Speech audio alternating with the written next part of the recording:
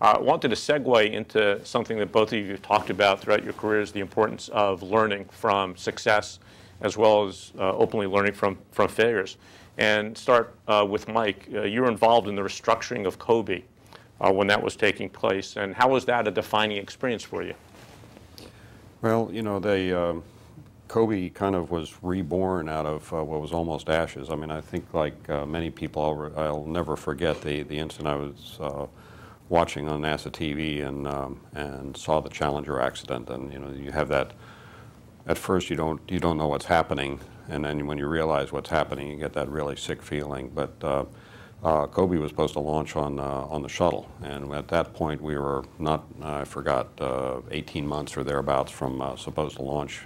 And it was configured for the shuttle, and the immediate reaction from everybody was, "Oh my God, what's this going to mean I mean, within the project, what's that going to mean to the project?" Of course, that was in the bigger context of a huge family loss, and the learning experience for me was watching Dennis McCarthy and Roger Mattson look at this and say, you know, we may or may not ever launch on the shuttle, but we have to have a plan. Whatever is going to happen, we have to have a plan. And they very quickly brought a bunch of people together, started through the brainstorming, and said, how do we get a 10,000-pound spacecraft and fit it into a 5,000-pound launch capability of a Delta?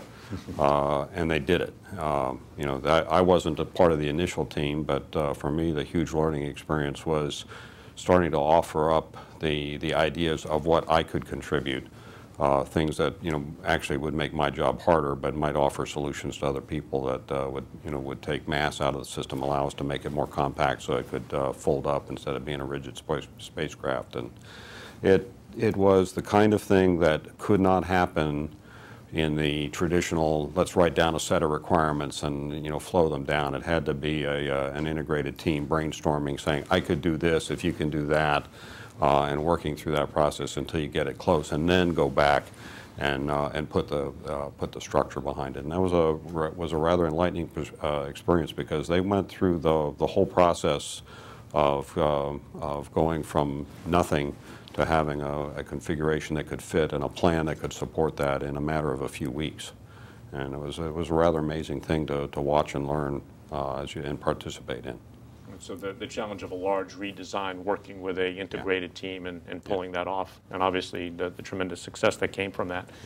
Yeah. Chris was involved in the redesign of the Earth observing system in the 1990s, and you've often talked about that. What's your lessons from that experience? Well, it's a lot like Mike, but I'll go in a slightly different direction. Although it's very similar. It's learning what the real requirements are. The Earth observing system was originally conceived as almost like COBE, as two very large spacecraft that would carry every instrument that the free world at that time could build, and you'd replicate that many times.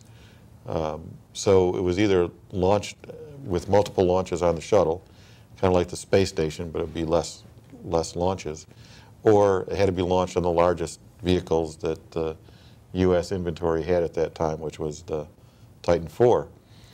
Well, that proved to be difficult to imagine, to make it work. It also proved difficult for the NASA headquarters of that time to convince people that we could do. So when we were asked to go off and look at what we could do, we were given not quite a clean sheet of paper. We were told, you got to do all the same science. We think this old mission was going to cost $32 billion, I think was the number, and you can do it for 11. So it wasn't so much a mass constraint like Mike was talking about, it was a dollar constraint. And we had to go off and understand what the requirements were. What was it that the scientists really wanted? What was it that the operational world really wanted? And how could we mix and match all those instruments together? And ultimately, we did come up with a design. It split it up into several different spacecraft. At that time, a medium-sized vehicle, and several smaller vehicles, all the way down to a Pegasus.